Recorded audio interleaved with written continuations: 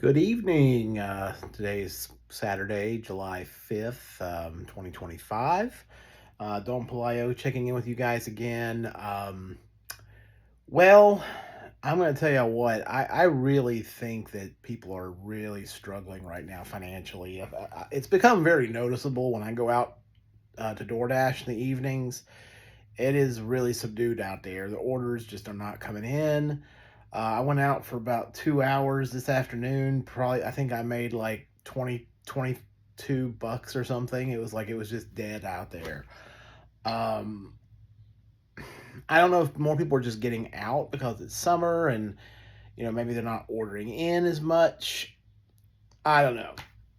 I think people are really pulling in the reins though in terms of buying, ordering DoorDash and stuff like that. So, uh, kind of makes me wonder. I'm wondering. I'm starting to think a little bit more about my own retirement portfolio and everything. If I need to be, I mean, I'm already pretty conservative in that portfolio. I think I'm allocated about 40%, actually probably higher than 40% commodities, gold, silver, and oil, energy. Well, they're energy stocks though. So gold and silver probably make up about 40% of my portfolio right now.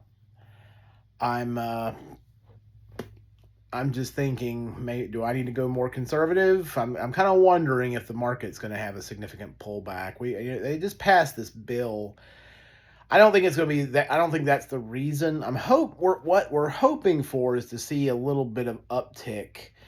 Um, this may give businesses a little bit more confidence. They know a little bit better what to expect in terms of tax policy and things like that. That may encourage some of these businesses to expand and invest, and we'll just have to see how it plays out. It was a good hot day out there today. The last few days it's been pretty sunny and warm here in central North Carolina. We might get some rain over the next few days, but you know, I got I ordered a book on eBay the other day. Um, this book is I'll show it to you guys here. I don't know if y'all can see that. This book covers one of the routes of the Camino de Santiago. This is what's called the Via de la Plata. It's not as well known as the Camino Frances, the French route, which is what most people are familiar with. The people that know about the Camino, they typically know about the French route. But there are many different routes to Santiago. This particular route, this book, starts down in southern Spain, down in Seville, and hikes up along the Portuguese border, and then hooks to the left over towards Santiago once you get up that way. But um, I'm not planning on going anytime soon. I wanted to kind of look at it and kind of look at the topography and everything. There are some mountains leaving out of Seville, getting out of Andalusia. You got some mountainous terrain. Nothing significant. They don't have any real significant mountain ranges except for maybe the Sierra Nevada over in Granada. And of course the Pyrenees up in northeastern Spain along the French border. Actually, you do have the Picos de Europa up there in northern Spain too, but there on this particular journey, there's not really any major mountain ranges I'm going to be going across, so that's good. I'm uh, I'm really thinking I'm going to try to go to Europe when I retire. Depending on what's going on with my family and what's going on with the world. I'll still have to make my final decision. I think if one or both of my parents are still with us at that point, that I'm not going to leave my elderly parents to go over there and do that. So um, that's just not something I'm willing to do. So I will, I will, you know, be here for them And I just that's just something, I feel like I need to be here for my parents as they're aging and all. Um, I'm not planning on doing this until I retire, so we're talking probably close to another 15, about 15 years from now. Um, Maybe 13 years. We'll see. 13 to 15 years is what I'm looking at. I don't look like I'm that close to retirement. 13 to 15, 13 years from now, I'll be getting to 62. I'm turning 49 in August. So yeah, I'll be turning 62. That's hard to believe. I don't feel like I'm that old, but I really don't. I don't feel like I'm that old at all. Um, well, we'll just see how it goes. I really at least want to get the French route. I want to hike at least the French route and get that done. And then once I have the French route completed, I can go back and then do this will probably be the second one that I do, the Via de la Plata, the silver route. That's what that the Via de la Plata.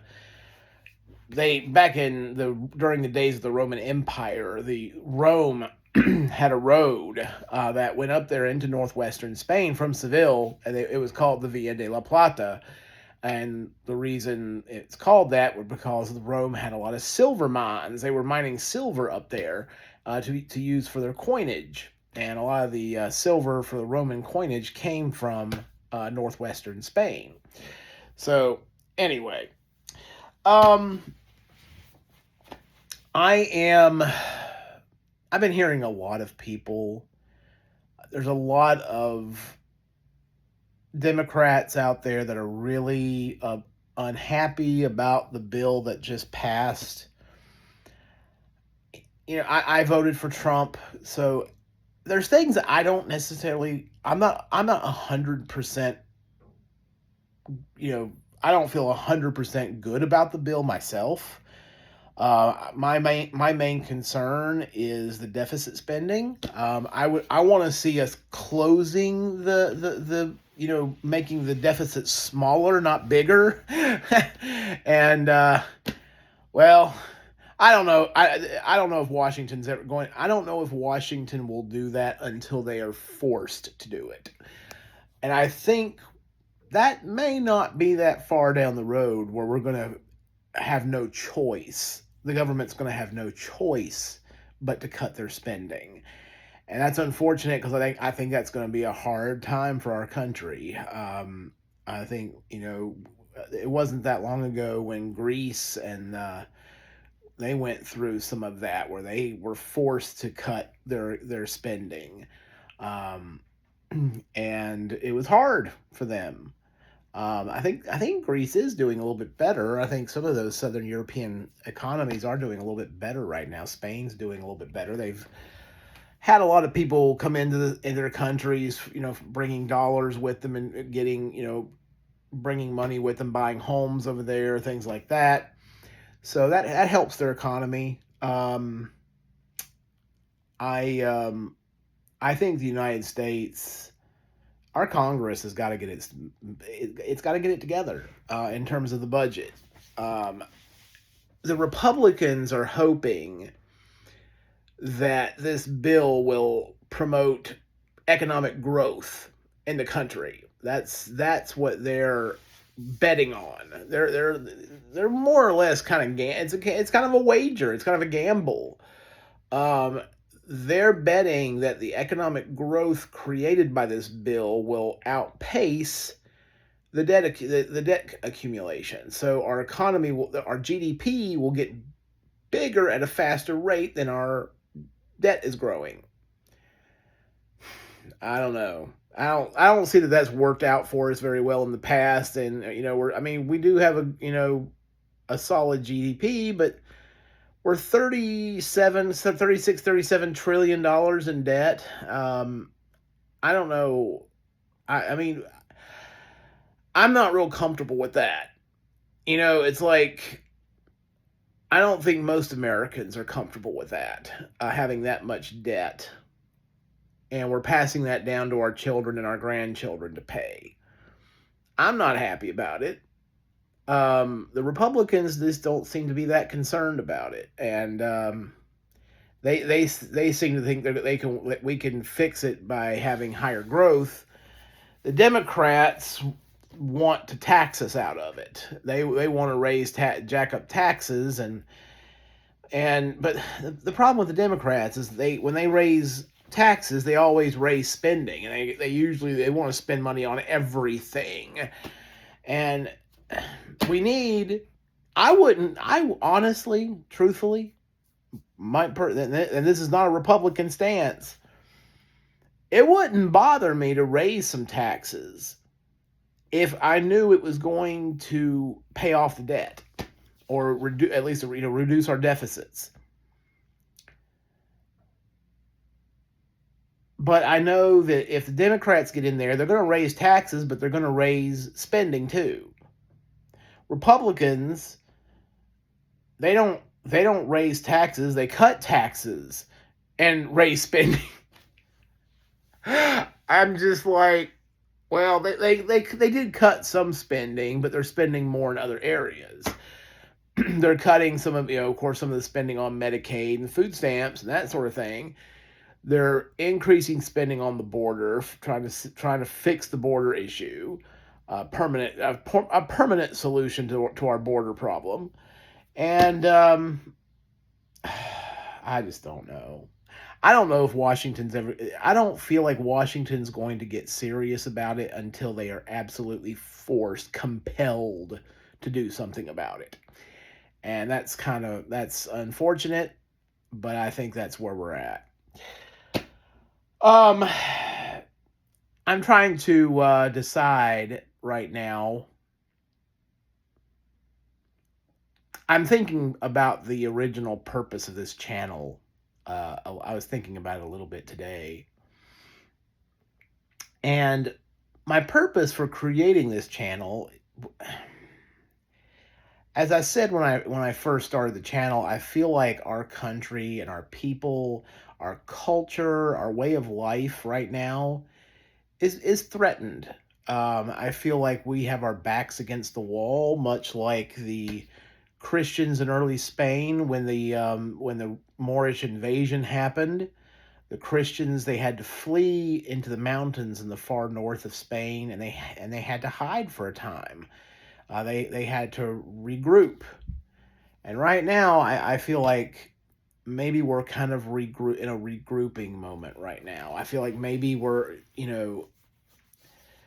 United States. We're going through a big change. The boomer generation is kind of going out stage right. Gen X now is kind of taking the leading role in things. We still have Trump, who is a boomer, but then you've got JD Vance there, and I think when Trump leaves, that's going to probably be the last boomer president that we're going to have. I think Trump will be the last boomer president. And so the next few presidents anyway should be Gen X presidents. And I'm not sure if that's going to be J.D. Vance. It could be DeSantis. I don't know if DeSantis is boomer or if he is Gen X. I'd have to look at when he was born. But he strikes me as Gen X. But so on the Republican side, you've probably got J.D. Vance, you've got DeSantis, the governor of Florida, and maybe Marco Rubio, who is our current Secretary of State. Those are probably the three top picks to replace Trump when Trump leaves office in 2029. Vance, I don't know. I like Vance. I like JD Vance fine. I think he is smart. He's a smart guy. He had a good college education. His wife's very smart. I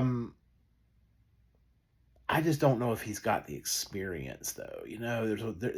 Of course he's as vice president. Trump might have him under his wing, going over things with him. Um, Marco Rubio, I think, has a harder job as Secretary of State working with these foreign countries, and in terms of foreign policy and all of that. I like DeSantis, the governor of Florida. I think he's one of the best governors in the country right now. Um, my early pick would be for DeSantis if I was voting today, just because I think he's done a great job as governor of Florida, and I think he would do a good job as president. So that's kind of where I lean right now. Again, that's very early on. We don't even know who's going to be running yet. But if I was going to pick one of the candidates, that's probably who I would go with right now. Um, I think that JD Vance still needs a little bit more seasoning. I like Marco Rubio fine. I think his experience is good, and he's a smart guy. But I think maybe Rubio needs I don't know, maybe I don't mind Rubio. I wouldn't mind Rubio being president. If he got elected, I'd be happy to have Marco Rubio as president. JD Vance, I still feel like needs a little bit more seasoning. I think DeSantis and Rubio are probably the top two picks for the Republicans. On the Democrat side, I have no idea what's going to happen in 2028. I don't know who the Democrats are going to run. There's a feeling that it might be Jeffries.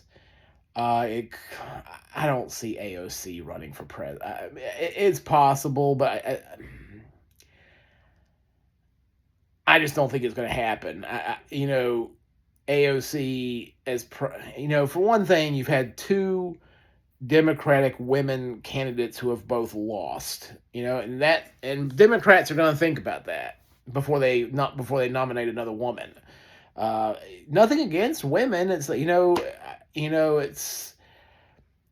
I think it was just the candidates. Nobody liked Hillary. A lot of people did not like Hillary. Nobody felt like Kamala had the experience or knowledge to hold that office.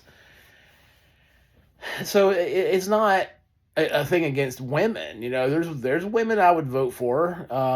If it turned out that on the Republican side we've had Nikki Haley, who was there. I like Nikki Haley. Okay. I just always felt like Trump had the best chance of winning the national election. Also, I don't know. Nikki Haley. Some of these Republicans are what they call the neocon Republicans, who see more, and this drives Republican voters crazy. It's like Republicans voters are desperately wanting a leader that will just 100% focus and commit to focusing on things here at home. Because we have so many problems here in the United States, and we keep electing these people, and then the first thing they want to do is go on some international thing, and it's like, no. And it drives us nuts, and both parties do it. Trump, ran on a platform of making America great again and all of that, and the first thing that he does when he gets elected, he's talking about Canada and Panama and it's just like, what, Greenland and all that. It's like, wait a minute, what are you doing? It's like, to our Canadian neighbors, most Republican voters were completely puzzled by that. We don't know where the Canada thing came from.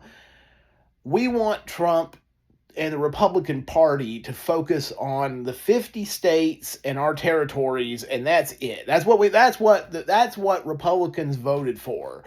We didn't vote to worry about Canada or Greenland or anything else. That just, like, for most of the people that elected Trump, that completely came out of left field. We don't know where that came from. I was unhappy about it. We want him focused on the homeland, on our this, the current United States. So, oh boy. Anyway, I don't know where that came from, but we it's a little bit frustrating sometimes being an American voter these days, because it's like we cannot just focus on our problems here at home. We have to always get ourselves stick our nose in all these other countries. Um anyway, so that's kind of where we are. Trump is getting older. He still seems to have some energy. I do kind of, 78 is the average age for a man that, and he's older than that. So I don't know if Trump will even make it to the end of his term or not. I mean, of course he has access to the best health care on the planet. So, he might, but his diet isn't that great. Of course, I say that, and then I think about Warren Buffett. Warren Buffett, he doesn't have the best diet either. He eats at McDonald's every day. He drinks Coca-Cola. So, and he's still alive and kicking in his 90s. So, I don't know. Anyway, I am going to end this video here. I just want everybody to give it a chance. Let's see what happens with this bill before everybody freaks out. You know, I don't think the cuts to food stamps and Medicaid are nearly as bad as what the Democrats are saying. A lot of that is just they're requiring people to work a little bit. I think they're wanting like 80 hours a month, not a week, not 2 weeks, but for an entire month, 80 hours a week that's only 20 hours a week. That's working a half-time, part-time job. Come on, people.